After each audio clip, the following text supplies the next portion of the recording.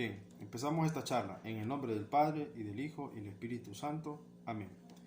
Eh, pues siguiendo en esta charla, en esta pequeña charla o exhortación sobre los abusos litúrgicos y los documentos pontificios. Este trabajo que hicieron estas religiosas ecuménicas de Guadalupe, mexicanas. Y en estos 57 puntos sacaron como, es decir, de una encuesta grande sacaron las 57 errores o abusos litúrgicos que comúnmente hacemos en Latinoamérica y que hemos imitado o adoptado, cosas por ejemplo de los Estados Unidos. Lastimosamente copiamos lo malo y no copiamos lo bueno, porque incluso en mi país, en Honduras, hay muchas parroquias y lastimosamente son muy pocas que son celosos en la liturgia, celosos en la liturgia. Tanto así que si ellos dicen, por ejemplo, que van a empezar a las 6, empiezan a las 6:00. Y antes de que empiecen, la gente, toda la gente, el entorno de la gente está en silencio. Obviamente siempre hay gente que no entiende, que no tiene conocimiento, que su fe es infantil o una religiosidad natural y está con el celular, está platicando, pero la mayoría de la gente, por eso es importante que toda nuestra actitud debe de ser de reverencia, debe de ser solemne, antes de que empiece la Eucaristía, todo durante la liturgia eucarística y cuando termina, todo debe ser así, porque si todos adoptamos ese comportamiento y le enseñamos a nuestros hijos, a los adolescentes o incluso a un amigo que llevamos, la gente que está viendo, que estoy viendo, está aprendiendo a que ese lugar donde está merece respeto, merece reverencia. No es cualquier cosa, o sea, es el sacramento de nuestra fe. Anunciamos tu muerte, Señor, proclamamos tu resurrección, ven, Señor Jesús. O sea, la Eucaristía, como explicamos en estos 14 puntos donde nos quedamos, es cuando el cielo baja a la tierra y es cuando Dios recuerda que hizo un pacto con Jesús, que Jesús nos redimió a nosotros en la cruz. O sea, es lo más sagrado, es lo más espectacular, es lo más grandioso, es la oración por excelencia, es el sacrificio por excelencia, es la adoración por excelencia. No hay otro lugar como la Santa Liturgia Eucarística. Entonces, por eso que el título de esta exhortación, de esta charla, es la sacralidad en la Eucaristía. Sacralidad en la Eucaristía, en todo lo que hacemos. Y le menciono, hay pocas parroquias, lastimosamente, pero hacen las cosas. Y como yo les mencioné, si una parroquia o la iglesia en general, si la liturgia, la adoración está bien, todo va a fluir bien. Proyectos que hagan, los movimientos van a funcionar en conjunto, porque todos estamos tendiendo a la adoración solemne en la Santa Eucaristía, en los sacramentos. Si una parroquia pone en segundo plano la liturgia eucarística, toda la celebración, cómo tiene que hacerse, qué cantos hacerse, cómo vestirse, las posturas correctas, ir enseñando a la gente, en la vestimenta, el comportamiento antes, durante y al finalizar también. Si todo eso lo vamos adoptando y lo vamos enseñando, toda esta asamblea en conjunto, desde que llega en ese lugar, en silencio total, se comportan bien. Entonces la gente, vamos evangelizando, pero si entramos, como que entramos a cualquier lugar, no nos persignamos, no hacemos la reverencia, no vamos al Santísimo, no hacemos genuflexión, no nos persignamos, no cantamos. Si no hacemos todos los signos, ¿qué pasa? Lo que estamos haciendo es que estamos haciendo un show o estamos haciendo definitivamente un culto vacío, que en vez de ser el culto tender a Dios, el culto está tendiendo hacia nosotros. Es decir, que nuestra liturgia es como un servicio religioso para nosotros o un entretenimiento espiritual, porque mucha gente va a ver cómo está vestida las personas, si el padre dio buena homilía. Yo no voy a esa misa porque la homilía que ese padre es muy larga o porque es muy aburrida. O sea, todos esos pensamientos, diría yo, de fe infantil, de falta de conocimiento, hacen que la liturgia eucarística no sea solemne, no sea sacra. Entonces por eso que debe empezar primero con las personas que tienen un carisma en la iglesia, el acólito, el hostiario, el sacristán, el lector, el monitor, el comentarista, el coro, se me escapa alguien, todas las que prestan un carisma en la parroquia deben de conocer de liturgia, porque con el ser de liturgia transmitimos el conocimiento a las personas que nos rodean. Si estamos en un carisma de la iglesia, debemos de transmitir este conocimiento para que cuando todos vayamos a la Eucaristía nos comportemos como es, no es como pensamos ni como creemos que es, sino que como está en la liturgia y como está en los libros litúrgicos. Entonces, haciendo un poco resumen de lo que hablamos en el video anterior sobre la sacralidad de Eucaristía. O sea, todo nuestro comportamiento, nuestra forma de hablar, nuestra forma de vestir, nuestra conducta, nuestras posturas deben de ser sacras, deben de ser solemnes, porque es el sacrificio de Cristo, Cordero de Dios, que quitas el pecado del mundo, ten piedad de nosotros. Este es el sacramento de nuestra fe. Por eso el Señor esté con ustedes y con tu espíritu. Levantemos el corazón, lo tenemos levantado hacia el Señor. O sea, es una fiesta, es un banquete. En la Eucaristía adquirimos el conocimiento, las bendiciones, la fortaleza, el pan de los ángeles, el pan de los fuertes, como decían los mártires en el siglo I, que eran devorados por los leones, el pan de los fuertes. Entonces, para que miremos que este trabajo que hicieron esta religiosa muy interesante, de 57 puntos. Entonces nos quedamos por el punto 14, que hablamos de la genuflexión. Acuérdense, genuflexión es poner la rodilla hasta el suelo. Reverencia profunda es doblar mi cuerpo hasta la mitad. Y una reverencia normal, que es mover solo nuestra cabeza cuando mencionamos a Jesús. Entonces, un error común que yo les expliqué es que cuando dice el Señor esté con ustedes y alguien mueve la mano y con tu espíritu, eso no existe. No copiemos las malas cosas, no copiemos las malas costumbres o las creatividades de las personas, porque en la liturgia no cabe la creatividad. Esto fue inspirado por el Espíritu Santo desde el tiempo de Israel, desde el Éxodo. Si nosotros queremos entender, es que definitivamente, si queremos entender la liturgia eucarística, debemos de entender la liturgia del pueblo de Israel, que está en el Éxodo, que está en Levítico, que está en el templo de Salomón, en primera y segunda de Reyes, que está también en los evangelios, cuando Jesús en el Jueves Santo hizo la institución de la Eucaristía del sacerdocio. Está claramente ahí, y a través de todos los siglos, desde el siglo I hasta Vaticano II, todas las oraciones, los libros litúrgicos. Definitivamente el Espíritu Santo inspiró a estas personas en estos concilios para darle forma a la liturgia, que sea solemne, así como era en el pueblo de Israel. Nadie se atrevía a inventar que le voy a poner esto, que voy a quitar esto. Nadie. Todos tenían que estar purificados. El sacerdote. Entonces hay que tener mucho cuidado en contaminarnos nosotros antes de la Eucaristía y contaminar al sacerdote también, que platicando. Y vamos a hablar un poco de eso. Entonces, hablé un poco del canto de la paz. Que quede claro esto: el canto de la paz no existe. Existe el saludo de la paz. Saludo de la paz al de la derecha, al de la izquierda. Suficiente. Solo tiene que tomar unos segundos, porque después cantamos el Cordero de Dios. Y pasa todo lo contrario, que saludamos al de la derecha, al de la izquierda, el de arriba, abajo, el que está en la otra esquina, a toda mi familia, a mi abuelita, el que llegó tarde. Incluso se cantó todo el Cordero y seguimos dando la paz. ¿Y qué es lo que estamos haciendo? O sea, le estamos dando una bofetada a la liturgia. La estamos menospreciando. Eso es un insulto para Dios.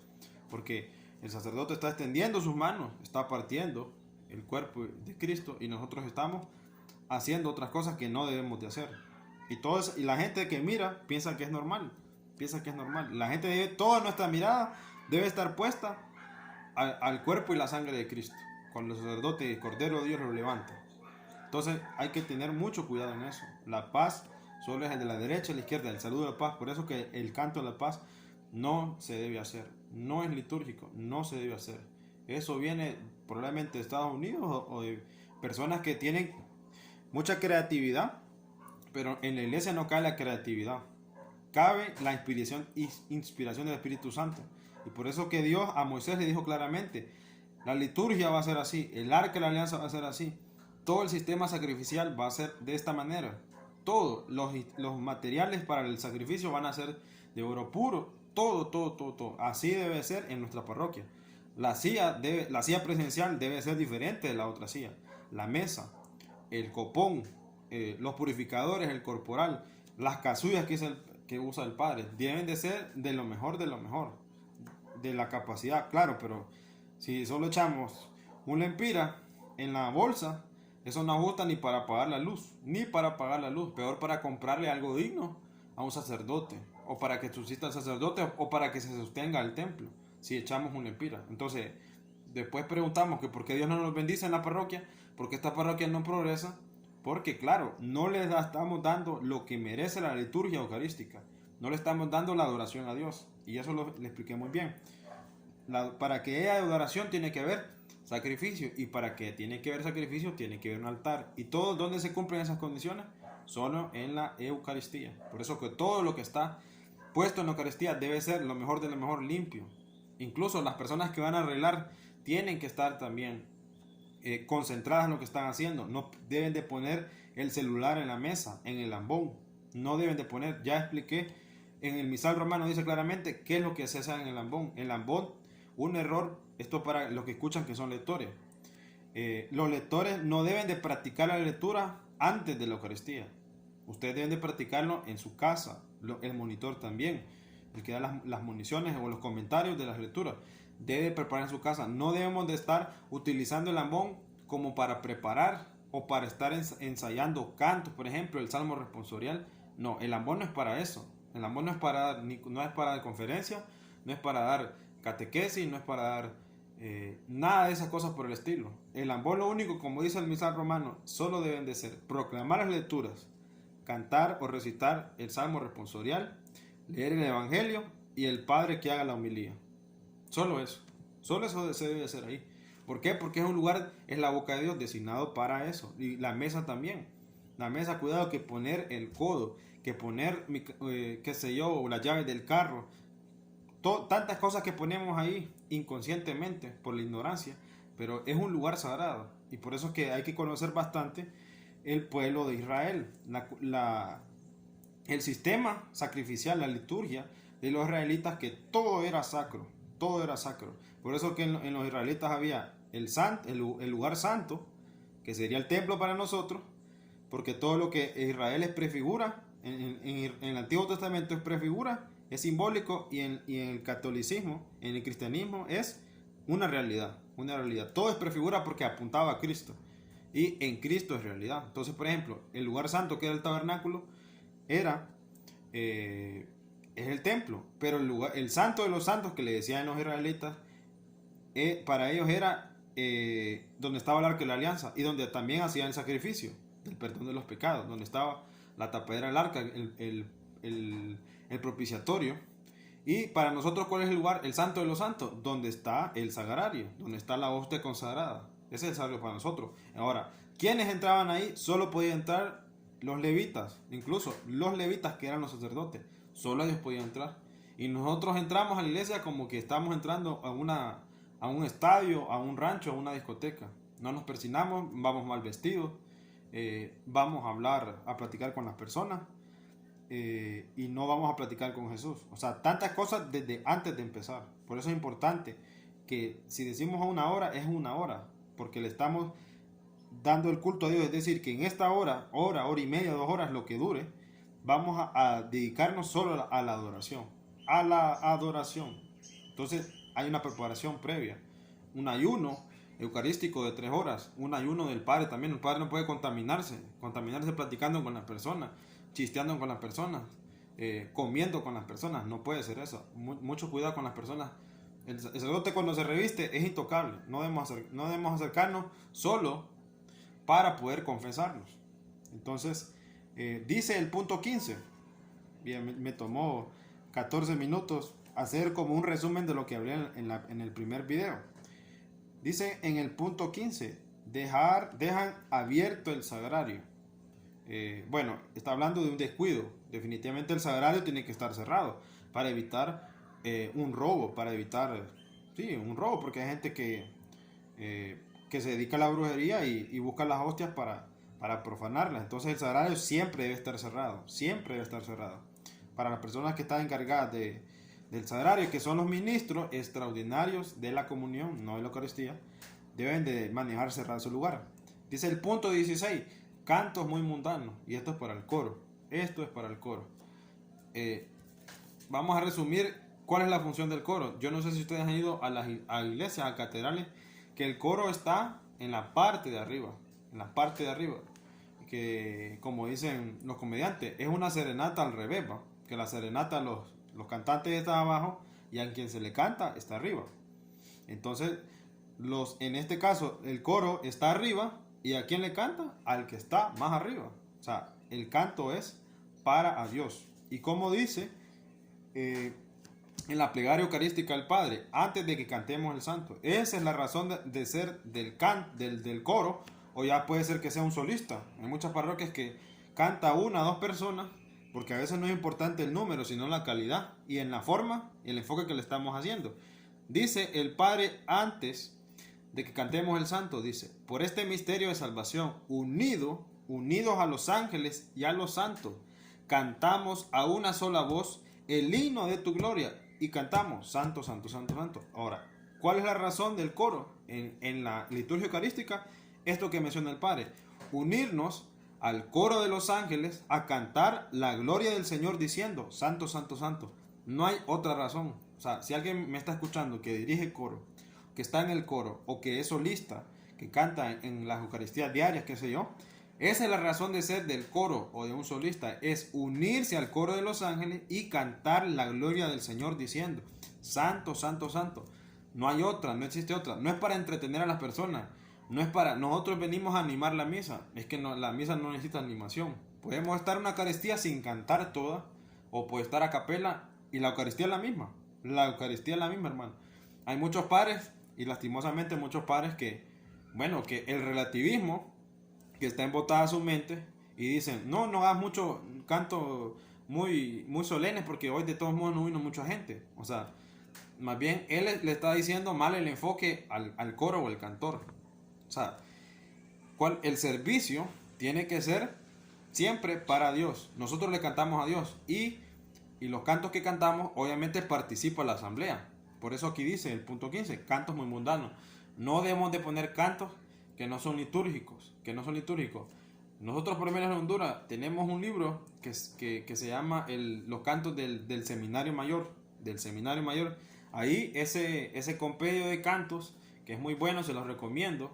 Esos son los cantos que deberíamos de aprendernos, porque son cantos que muchos sacerdotes seminaristas los compusieron y recopilaron estos cantos de casi toda Latinoamérica y escogieron los cantos litúrgicos, es decir, que el canto de entrada tiene que ver con la entrada, que el santo tiene que ver con el santo, que el ofertorio tiene que ver con el ofertorio, la comunión con la comunión. Todos los cantos que están en ese libro, el cantoral del seminario mayor, que ahí es un trabajo espectacular que todavía te detalla qué significa el canto de entrada, qué significa el ofertorio, todo eso te lo detalla claramente, qué cantos debes hacer, y ahí están todos los cantos, que incluso algunos por internet, o vienen los CDs también para poderlos escuchar el audio y aprendernos. Esos cantos definitivamente son litúrgicos, si estoy hablando de Latinoamérica, para poderlos aprender y cantarlos en la Santa Eucaristía. Entonces esto es importante, que esté claro cuál es el servicio del coro. El coro es unirnos al coro de los ángeles a cantar la gloria del Señor diciendo santo, santo, santo. Nosotros no le cantamos a la gente, no entretenemos a la gente, nosotros le cantamos a Dios. Entonces, ¿cuál es un abuso litúrgico en el coro? Por ejemplo, y esto pasa bastante en las confirmas con el obispo. El coro se esmera, el solista se esmera, el cantor se esmera, y lastimosamente por el obispo, no todos los obispos, y también sobre todo el padre, pues dan un mal enfoque porque dice al final de la Eucaristía, démosle un aplauso al coro porque el coro cantó, qué bonito cantó y cantó bien, y toda la gente le da un aplauso. Entonces Mauricio, un hermano de lo que es periodista católico en los Estados Unidos, él explica lo siguiente: en la Eucaristía el culto es vertical, es decir, de la tierra el culto va para el cielo, de la tierra el culto va para el cielo. Si nosotros le aplaudimos a alguien, le aplaudimos al coro, le aplaudimos al padre, le aplaudimos al cumpleañero, le aplaudimos al que cumplió no sé cuántos años de matrimonio, al final lo que estamos haciendo es que en vez del culto sea vertical, el culto sea horizontal, porque el protagonista del culto es Cristo. Cristo es el que nos redimió en la cruz. A Cristo le debemos que nosotros estemos vivos y que tengamos el perdón de los pecados y podamos, por medio de los sacramentos del bautismo, de la Eucaristía, de la confesión y todos los sacramentos, obtener la salvación, la vida eterna. Entonces, en la Eucaristía es de los 7 días de la semana y de tantas horas y segundos que pasan en la semana, esas 2 horas, 45 minutos, lo que sea, el protagonista es Cristo. Es Cristo, la Santísima o la Santísima Trinidad también. Entonces, todos nuestros sentidos deben de estar apuntados a Cristo. Entonces, por eso, y esto es bien claro, si por ejemplo en una boda, que aplaudemos un aplauso de coro que cantó bien, entonces el que dirige el coro dice, no hermano, nosotros no deben de aplaudir a nosotros, porque nosotros no les cantamos a ustedes, no venimos a animar la boda, nosotros le estamos cantando a Dios y por medio del canto queremos que también todos se unan a este coro de los ángeles y cantemos la gloria del Señor diciendo, o sea, nosotros estamos prestando un servicio a Dios para que la gente, porque ¿qué es lo que hace el canto y la música? Hace ambientar nuestro espíritu, como lo hacía David, por ejemplo. David es un gran ejemplo de los cantores, del coro y los salmistas, de los que prestan este servicio, que David con la cítara, con los poemas y los cánticos que él compuso, cuando le cantaba al rey Saúl, dice que hacía que espantaba a los espíritus que oprimían a Saúl, al rey, primer rey de Israel. Entonces lo mismo los cantores, el coro. Nosotros lo que hacemos es ambientar el espíritu de la persona por medio de la música y poder también ahuyentar esos demonios que nos oprimen o las tentaciones que tenemos incluso en la misma Eucaristía, porque tentaciones tenemos en todos lados en la Eucaristía, que tentación de platicar, tentación de ver cómo anda vestida las personas, tentación de masticar chicle, tentación de ir mal vestido, tentación de estar viendo el celular, tentación de estar hablando, tentación de solo comulgar y irme, tentación de que el Padre no da la bendición y yo estoy en el parqueo con el carro. Tentaciones tenemos. Entonces, el canto no es lo más importante en la Eucaristía, es un servicio que estamos prestando y tiene la misma importancia como el que lo presta el que proclama, como el que hace el comentarista o el monitor, como el sacristán, como el acólito. Es la misma importancia porque todos estamos sirviendo en ese momento para darle culto a Dios. Entonces eso es importante. Al coro, si un padre les aplaude, pues corríjanlo. A la gente si les aplaude, corríjanla, porque no es una obra de teatro. No es una obra de teatro, no es un show, no es un espectáculo. Por más que cantemos bien y lo hagamos bien, por eso que también debe ser bien prudente. Hay que tener mucho cuidado con el coro, que trate de sobresalir, que trate de hacer el show, porque está la tentación de la vanidad y del orgullo. Entonces hay que tener mucho cuidado. Si nuestro culto o nuestro talento apuntan hacia Dios, nuestro servicio va a ser sencillo. O sea, notas sencillas que pueda cantar la asamblea, que pueda participar la asamblea y también todo un coro si fuéramos 7 personas. Entonces todo va a apuntar a qué? Todo va a apuntar a Dios. La gente no tiene que ver el coro, por eso es que el coro antes estaba arriba. Nadie lo miraba, es que no tiene que verlo. El coro solo lo escuchamos y eso que nos apuntaba a entrar a la alabanza, a entrar a la adoración a Dios. Entonces por eso que el coro debe estar claro cuál es su función. Unirse al coro de los ángeles, a cantar la gloria del Señor diciendo santo, santo, santo. El coro no es para que nos estén mirando.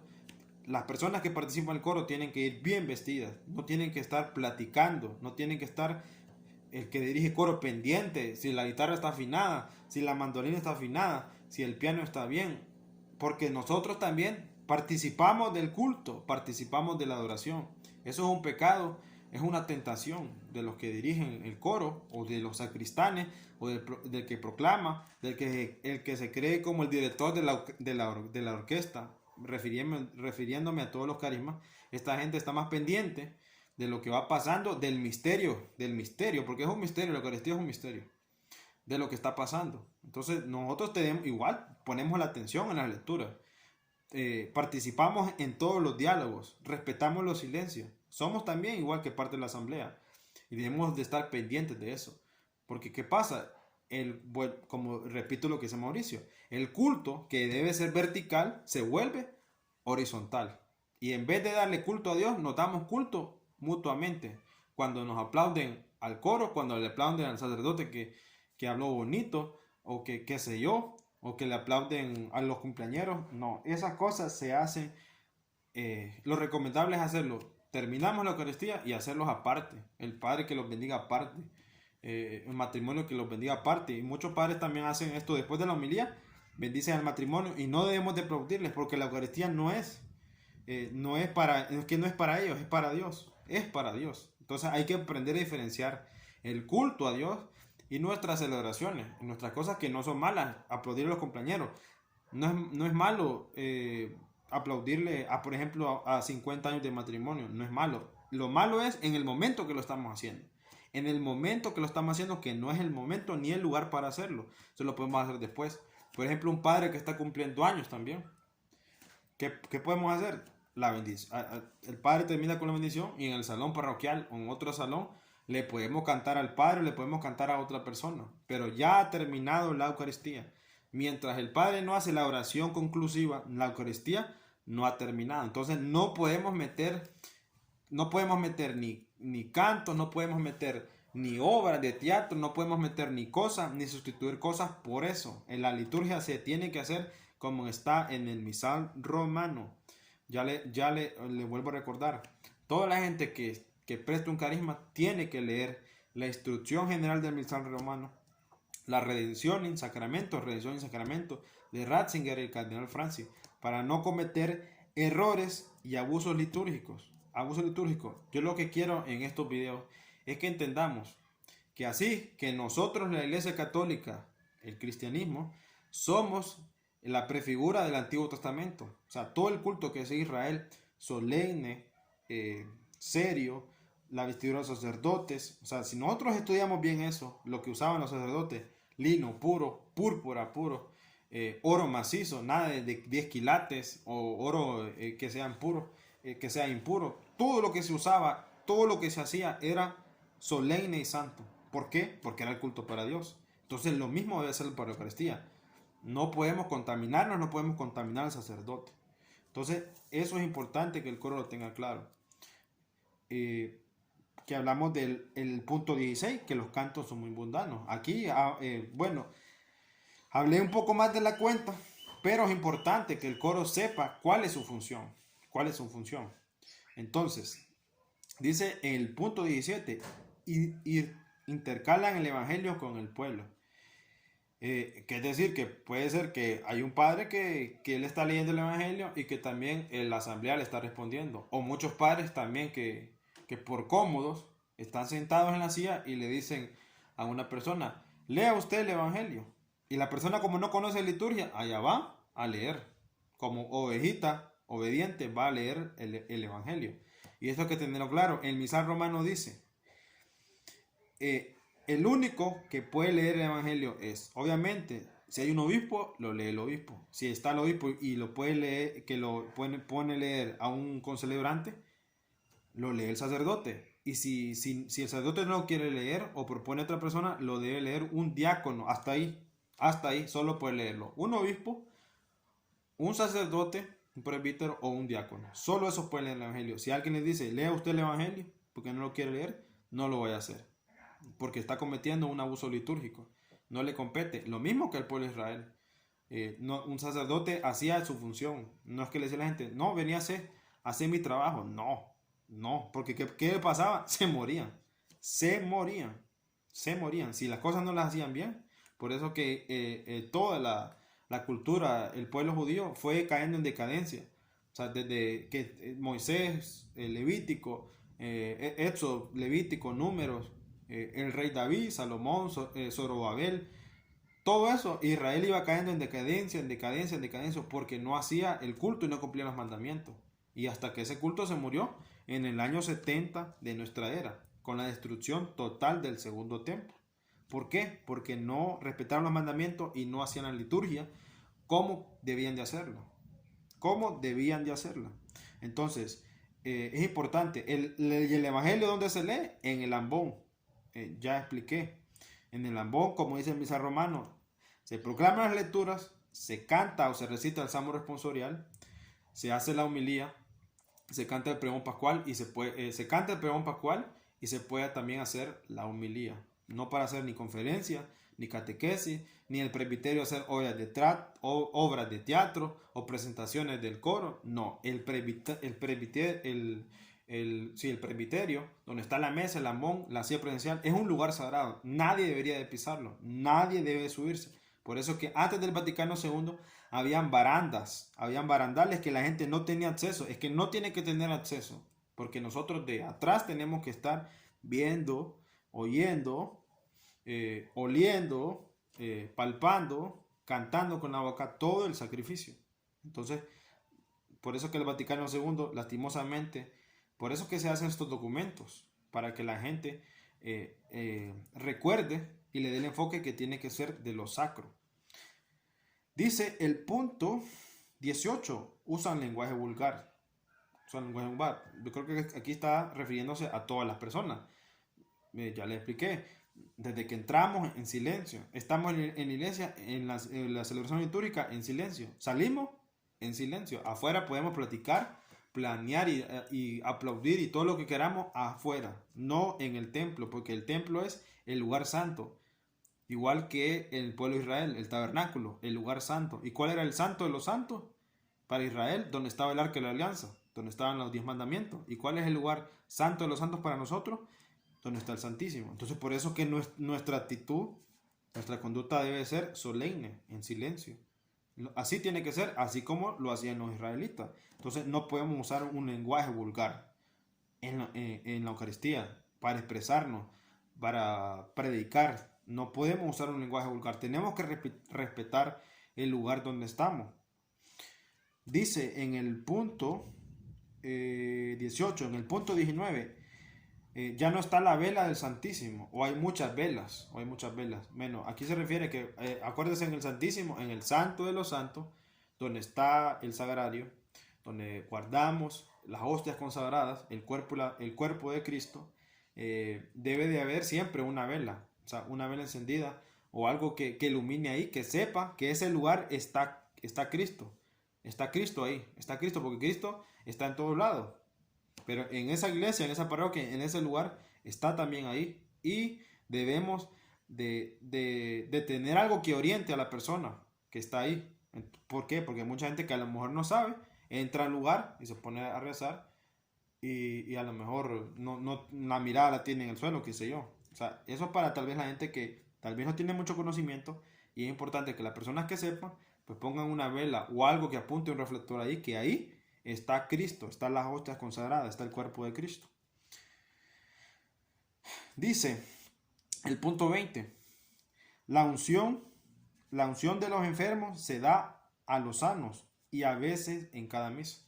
La unción de los enfermos, y esto a veces pasa. Por ejemplo, dicen los padres, tal fecha va a haber misa de sanación, y por lo general a esa misa de sanación van todos los sanos y quieren recibir la sanación, y por lo general una misa de esa de sanación se llena de gente, pero una misa normal, que es la misma misa, es la misma Eucaristía, no se llena. Entonces ahí es donde volvemos a traer lo mismo, la ignorancia, la falta de conocimiento, la falta de predicación, de explicación de los papás con los hijos, de los que lideran los grupos, explicación de la liturgia, del enfoque, del sentido de las cosas, hace que nosotros tendamos a lo que nos conviene, más a lo humano. Y eso pasa, pues, a buscar la sanación. Si la sanación la puedes buscar yendo al Santísimo, a rezar el rosario, el Padre Nuestro, a predicar con Jesús, a leer las lecturas diarias. Puedes obtener la sanación espiritual, porque eso es lo más importante. Si tú tienes la sanación espiritual, puedes obtener la sanación física. Y si no tienes la sanación física, purificas tu cuerpo. Si fuera una enfermedad que te llevará a la muerte. Lo más importante es la sanación espiritual, el perdón de los pecados, el sacramento de confesión, no la física. Eso no es lo más importante. Es necesaria, sí. Y Dios hace milagros, sí, pero no es para todos. Entonces, esto es importante. Si hay una misa de sanación, lo más lógico es que llevemos a ¿quién? A los que están enfermos, a los que tienen una enfermedad, a los que están próximos al peligro de muerte. Esas personas, no que nosotros vayamos a conseguir una especie de antídoto que me va a proteger. No, hay que tener mucho cuidado con eso. Punto 21. Se pone al sacerdote escuchen bien el punto 21. Se pone el sacerdote a la salida a pedir dinero y no se pone a confesar ni antes ni después de la misa. La gente es el único día que va a la iglesia y quiere confesarse. No puede venir en los horarios que ponen los sacerdotes entre semana, ¿cierto? Porque el mundo como está tan ajetreado, tan acelerado, tan los horarios tan extendidos de trabajo, lastimosamente las personas no tenemos el tiempo para acudir al sacramento con facilidad de la confesión. Ojalá que todos los días, de lunes por digo yo, de lunes a sábado, estuvieran abiertas las iglesias y que el Padre tuviera, o por lo menos un día a la semana, tuviera una jornada de confesiones. Que sepan tal día, de tal hora a tal hora, para la gente que trabaja, vamos a confesar. Claro, si lo ponen en la mañana, pues tal vez va a ir la gente que no trabaja o que tiene tiempo, pero la gente que no. Entonces dice aquí en este punto 21, el sacerdote cuando termina y está revestido, volvemos a lo mismo, el sacerdote antes de la Eucaristía no debemos contaminarlo, ni ir a platicar con él, ni a comer con él, ni estar nada de eso. El sacerdote se tiene que, igual que la figura de los sacerdotes en el pueblo de Israel, no contaminarlo. Tiene que estar apto para el sacrificio. Por eso que él se lava las manos en el ofertorio. Entonces, igual a la salida, el padre, lo único que podría hacer revestido antes de empezar la Eucaristía es confesar. Confesar es lo único. ¿Y qué es lo que podría hacer después? Revestido adentro de la iglesia, confesar. Y aquí dice, mira el punto 21, se ponen, hay unos que a pedir dinero, a pedir ayuda, que eso lo debemos de hacer nosotros, los laicos debemos hacer eso. El trabajo de un párroco, el trabajo del sacerdote es pastorear las ovejas, todo lo relacionado con lo espiritual.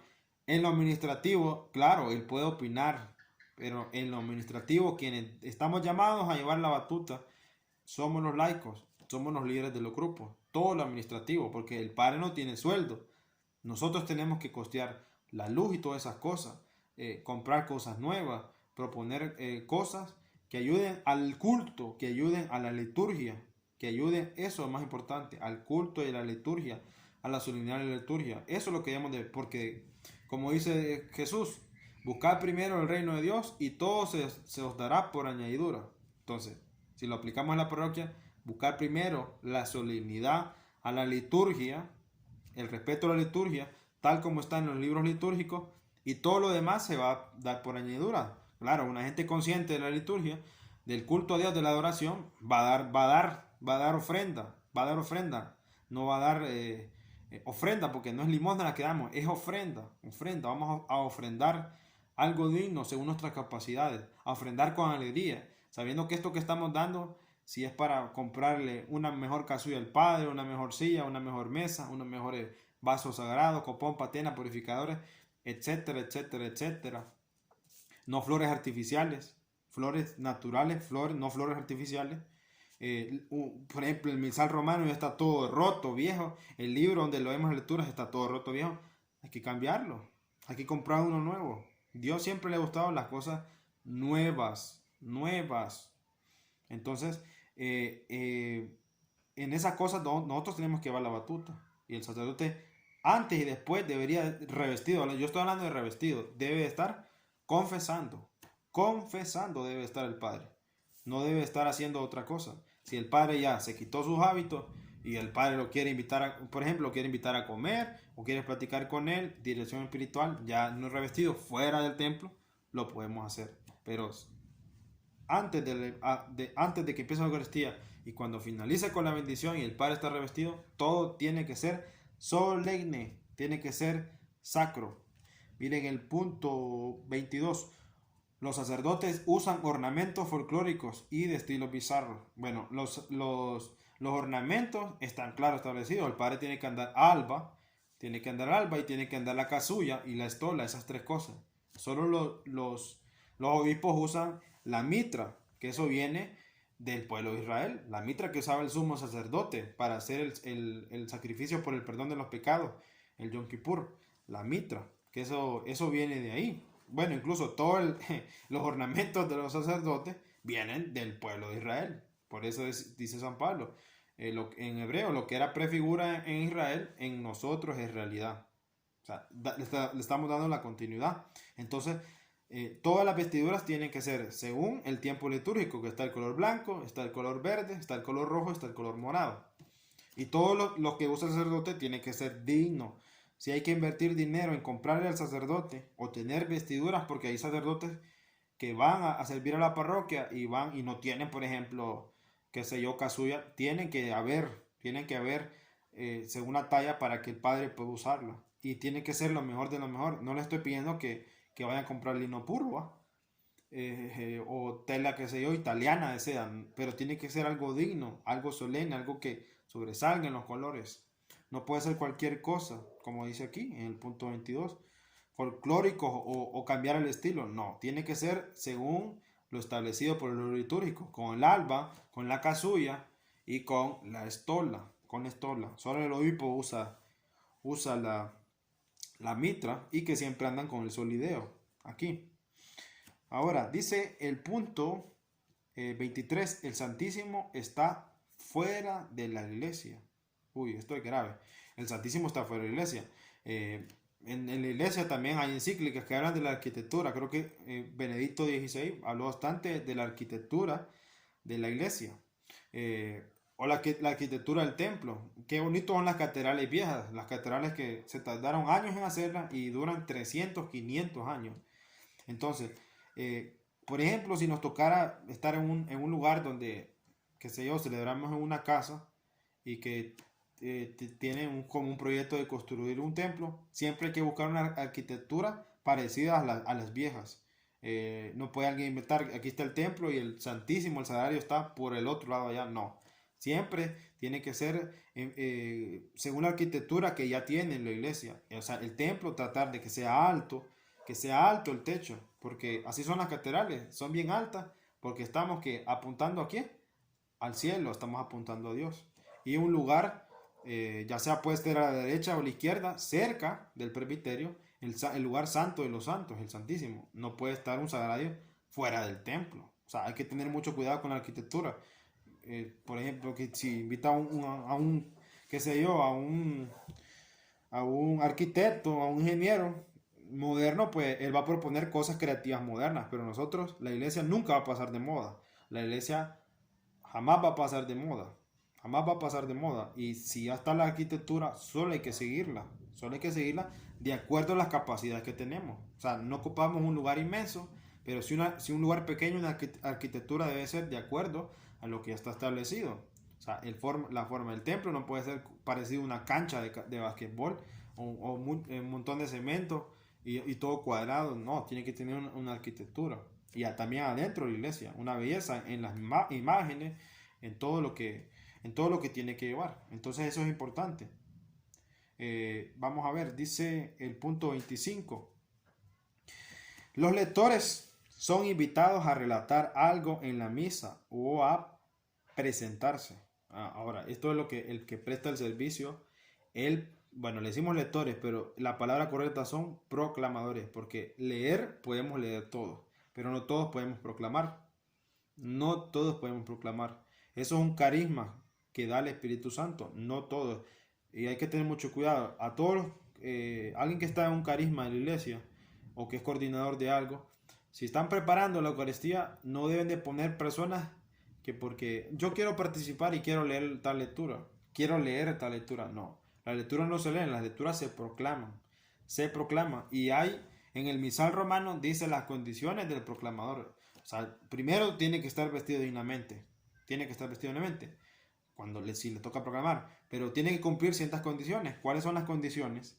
Para no cometer este error litúrgico en leer mal, o también hacer show, porque hay mucha gente que le gusta hacer show haciendo caras, haciendo muecas, haciendo gestos, como que si fuera, como dice aquí, una presentación, o como que fuera, no qué sé yo, un show. No.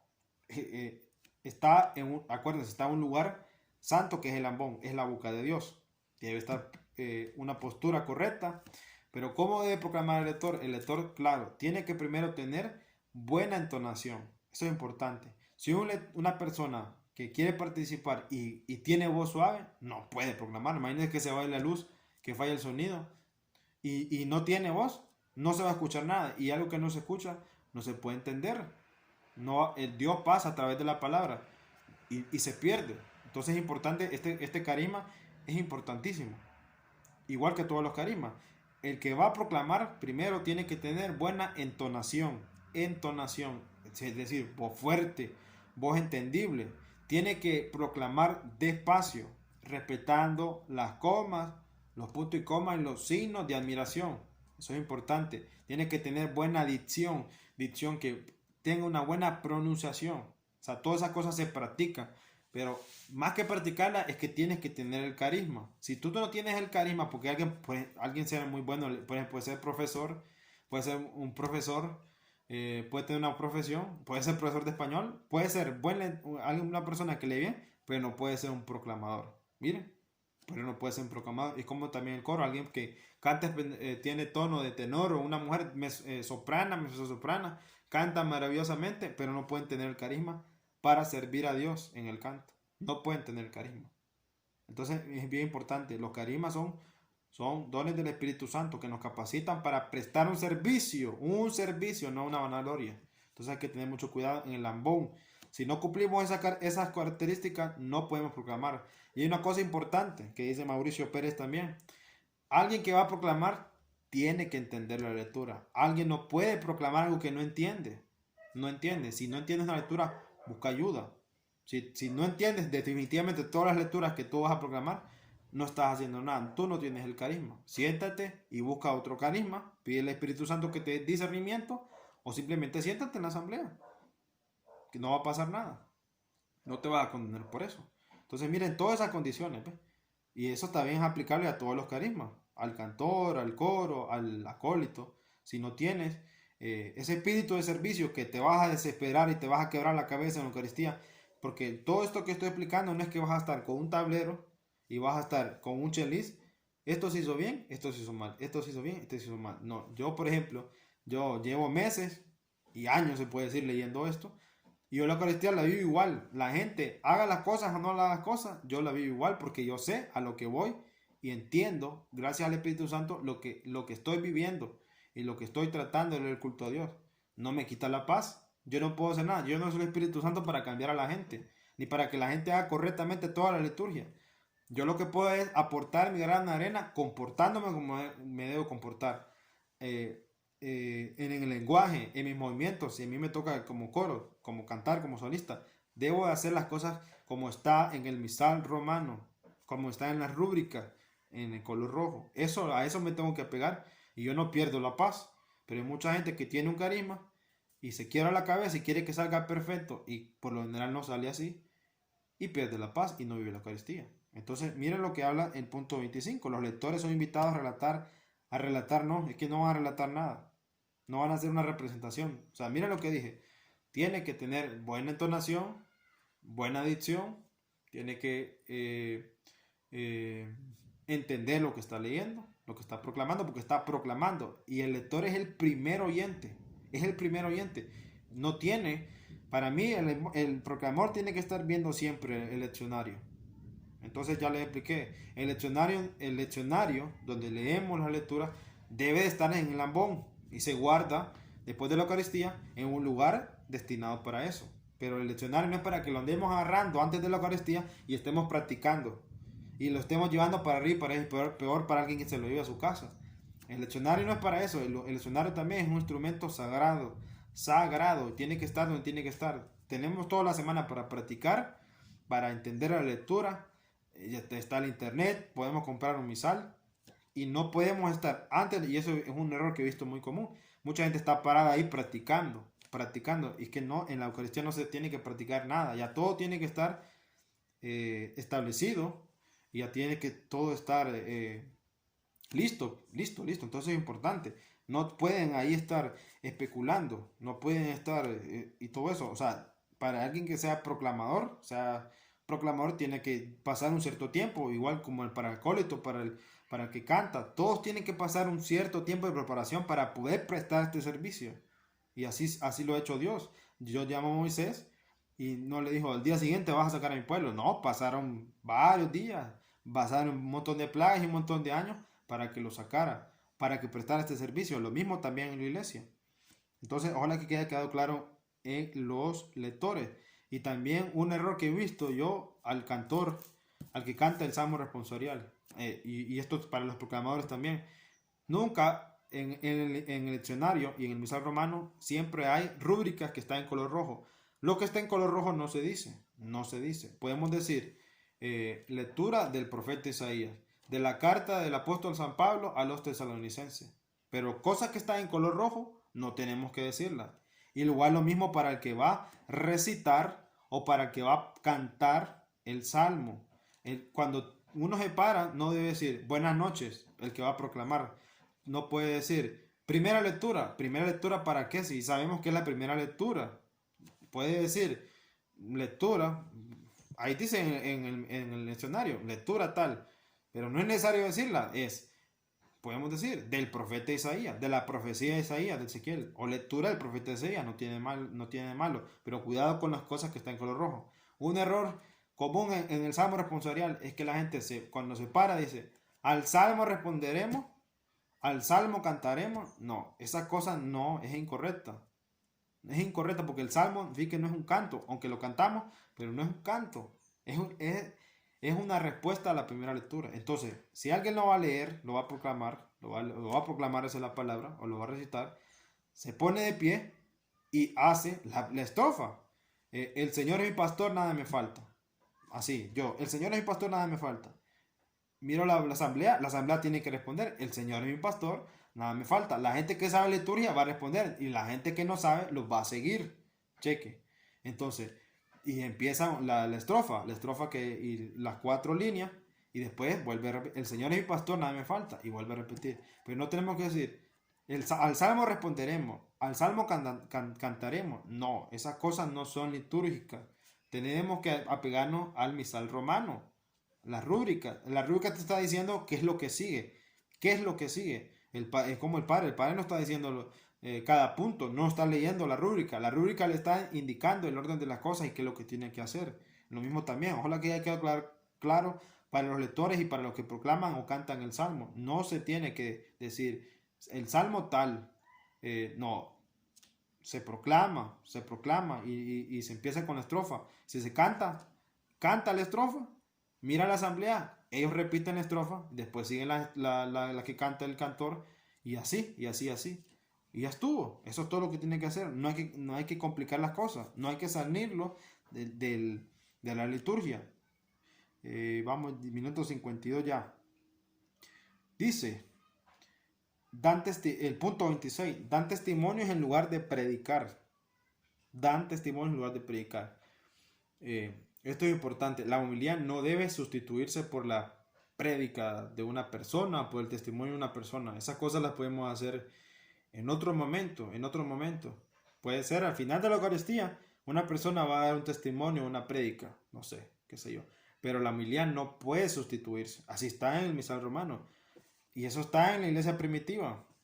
Se leían las memorias, dice, de los apóstoles, así lo dice la Didaché, los escritos, y el que precedía da unos comentarios, da una explicación. Esa es la homilía. Entonces la homilía no puede sustituirse porque va a hablar sobre el Evangelio.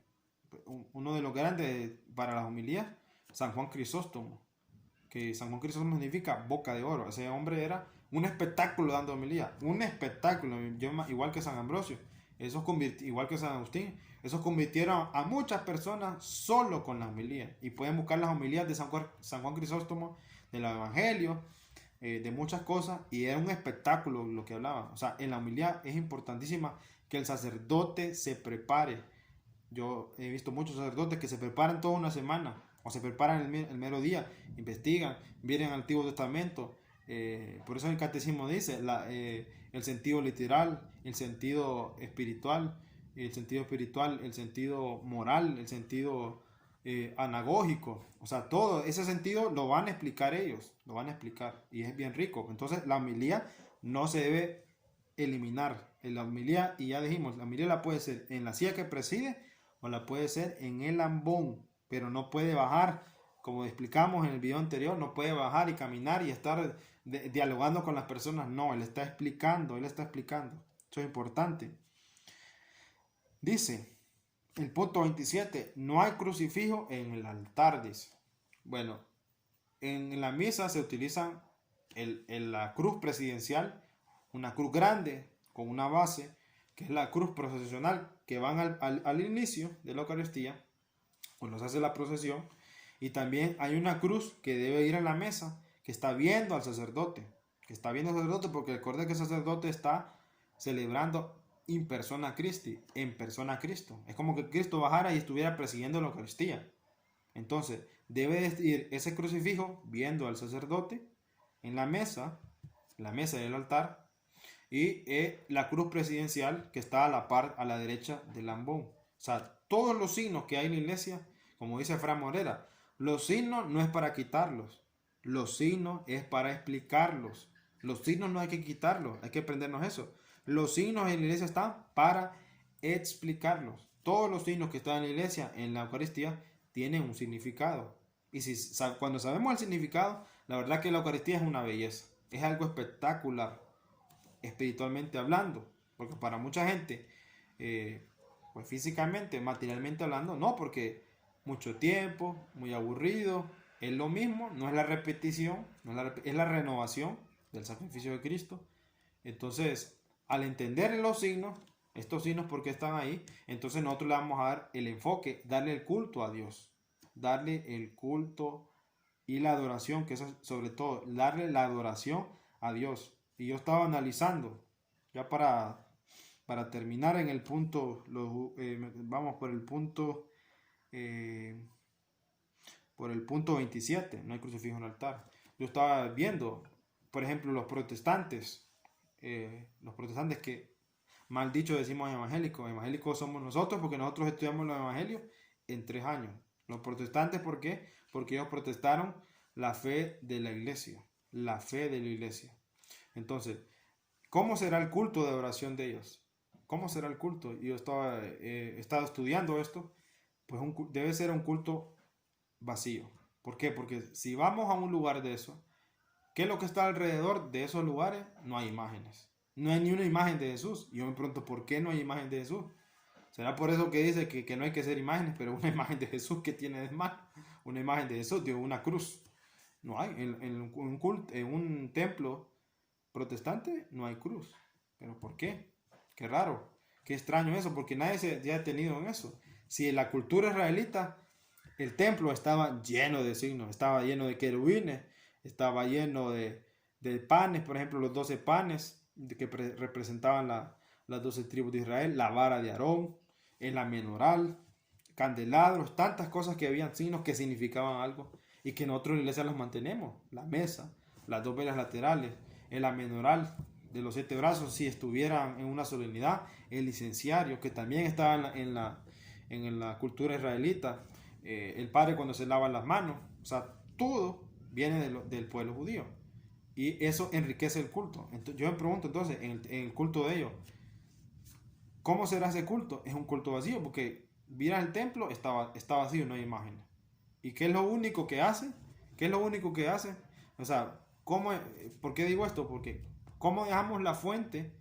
Yo lo digo por mucha gente que se ha ido de la iglesia católica, que yo los conocí, y se fueron a un culto protestante, a un culto de alabanza, porque lo más que pueden llegar es a la alabanza, con lo bien que cantan, que lo hacen muy bien, con lo bien que predican, entre comillas, porque solo predican lo que él quiere predicar, o lo que él se ocurre predicar, porque no miran toda la Biblia, no miran la tradición de la iglesia, no miran los padres de la iglesia, que eso existe, no miran todo lo que es Israel, porque cada vez que estudiamos el pueblo de Israel, ¿a quién más se parece?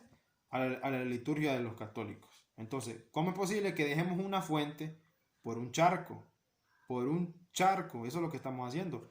Un culto protestante es vacío porque no hay adoración. ¿Por qué? Explicamos, ¿para qué adoración tiene que ver? Sacrificio. ¿Y para qué sacrificio tiene que ver? Altar. Entonces, en esos lugares, ¿hay altar? ¿Hay sacrificio?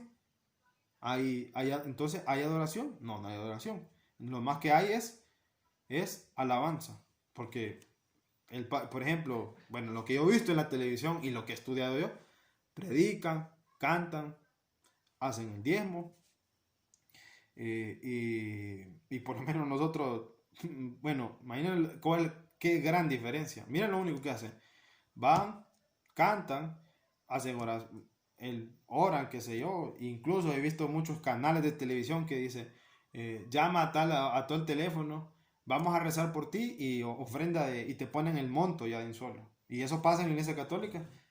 Te ponen monto para que oren por ti, para que intercedan por ti. No, no te ponen monto. Entonces, por qué dejar la fuente por un charco? Entonces, es importante conocer la liturgia, conocer la belleza de la liturgia y de lo que nos estamos perdiendo. Por eso que no ir a la Eucaristía, hermano, es imperdonable. Es imperdonable.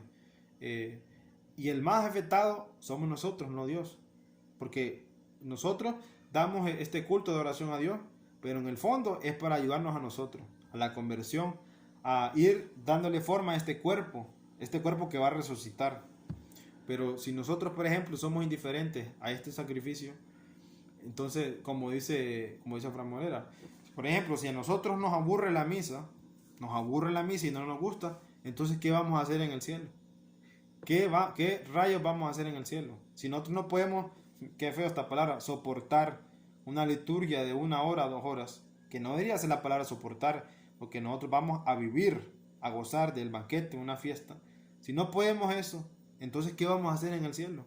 ¿Qué rayos vamos a hacer en el cielo? Si en el cielo solo hay adoradores sirviendo a Dios con alegría, sin, como dice, sin luto, sin llanto. O sea, toda una alegría, todo paz, toda una adoración. ¿Qué vamos a hacer en el cielo si no podemos estar en la Eucaristía? Si la Eucaristía es la antesala del cielo. Entonces, para que miremos lo serio que es, hermano. Por eso que la iglesia dice, es un mandamiento, santificar la fiesta, dicen los mandamientos. Que santificar la fiesta es ir a la Eucaristía, darle culto a Dios. Todo aquello que nos dio la semana, en todo lo que nos dio la semana, nos dio vida, nos dio trabajo, nos dio comida, nos dio oportunidades, nos libró de los males. Esa bendición que hace el Padre. Y yo le doy la bendición. Y yo lo bendigo en nombre del Padre. Esa bendición, hermano, espiritualmente hablando, te previene de tantos males, ya sea espirituales y también sea físicos y materiales. Y hay muchos testimonios que te libran de la muerte, y esto lo ha hablado, creo que San Gregorio el Magno, el Grande. O sea, la bendición que te hace el Padre en la Eucaristía, y más si hay una bendición, por ejemplo, en los jueves, que hay custodia. O sea, es una bendición para toda esa semana. Es el alimento para toda la semana. Es el entendimiento para toda la semana. Es el combustible para toda la semana. Es la oración para toda la semana. La Eucaristía, ahí está todo, hermano. Ahí está todo. Entonces, miren, ya vamos del punto 1, llegamos hasta el punto 27, que no hay crucifijo en altar. Y esto lo relacionamos con todos los signos. Los signos tienen que estar siempre ahí. Los signos no hay que quitarlos, hay que explicarlos. No hay que quitarlos, no hay que decir, no, hoy no leamos la primera lectura, no nos pongamos una cruz. Y el Padre puede caer en este relativismo y comodismo, ¿no? ¿Y para qué? Si todos los somos 5 los que vamos a celebrar hoy, no. Si hayan 5, 200,000 personas, tiene que ser la liturgia como está en el misal romano. Y ya vamos a terminar, dice, punto 28, agua bendita, cubetazos o con pistolas de agua. En Estados Unidos pasa y hay muchos videos de eso. Agua bendita, cubetazos o con pistolas de agua. No, el agua bendita está, no sé cómo se llama el instrumento, pero hay un instrumento para eso, no recuerdo el nombre.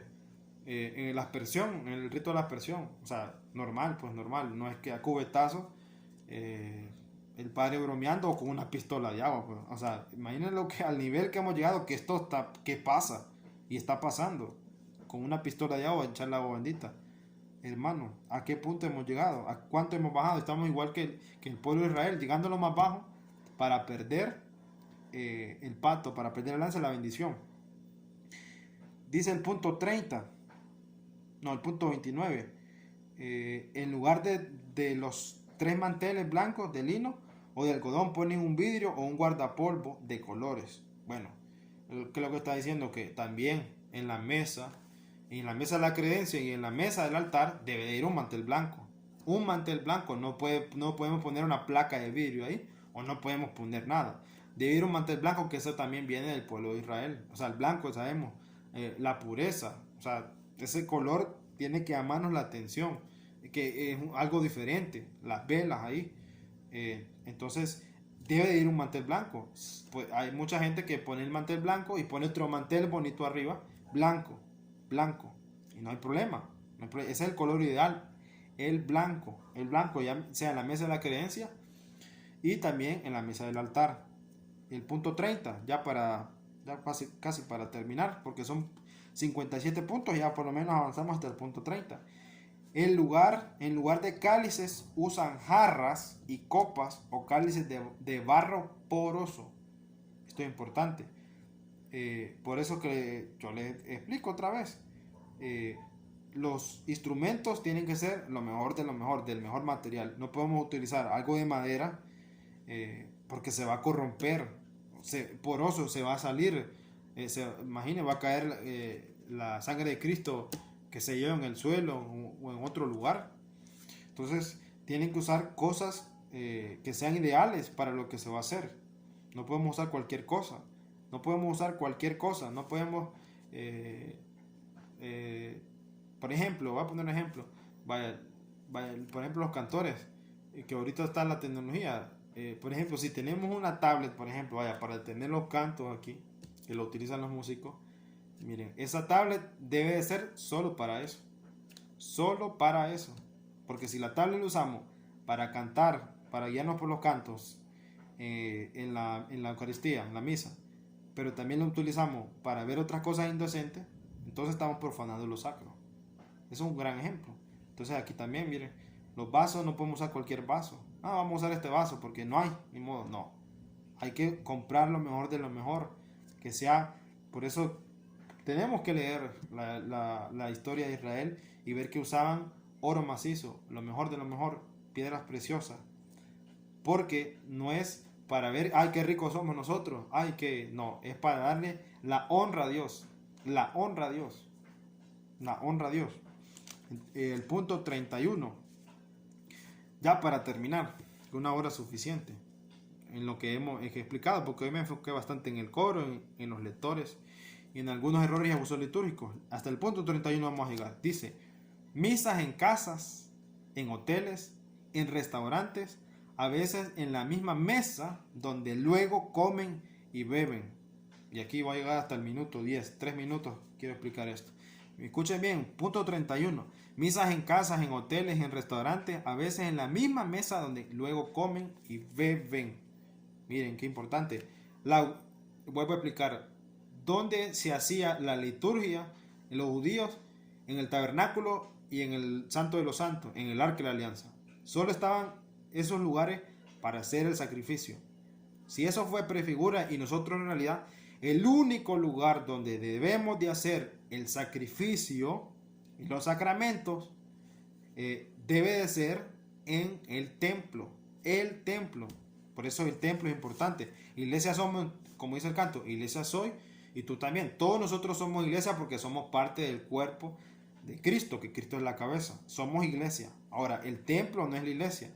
El templo es el templo, pero es el lugar donde nosotros vamos a hacer los sacramentos. Entonces es el lugar, es el único lugar para hacer los sacramentos. No hay en otro lado. No en otro lado. Yo sé, bueno, por ejemplo, yo tengo un tío, que es sacerdote y vaya, vamos a poner el ejemplo. Por ejemplo, si nos tocara hacer la Eucaristía en una casa, en nuestra familia, conseguimos un sacerdote. Entonces, esto es una recomendación mía, porque lo ideal es irnos a un templo y después a la casa a seguir la celebración y a comer, para no cometer el error que dice aquí, que donde celebramos la Eucaristía, ahí mismo comemos. ¿Y qué pasa? A veces comemos, hablamos burradas, comemos arroz chino y contaminamos, imagínense, estamos contaminando lo sacro. Lo que pasó ahí, o sea, fue algo espectacular, algo sagrado y lo estamos contaminando.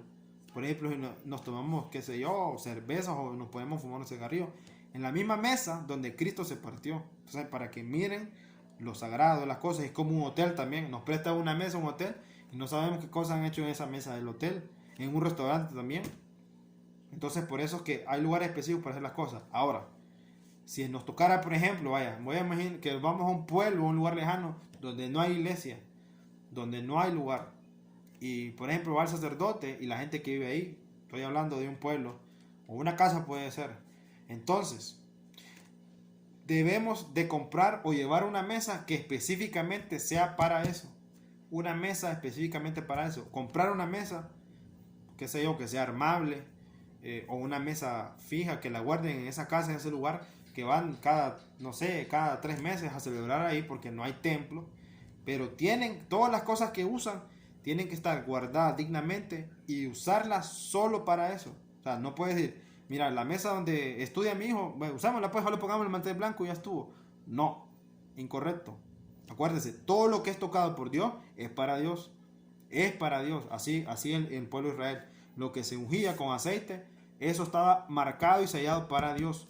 Solo para darle el culto a Dios. Lo mismo debe ser en nuestra casa. No puede ser que en la misma casa, en la misma mesa donde comemos, celebremos la Eucaristía. Eso es, o sea, algo grave. Algo grave, algo grave.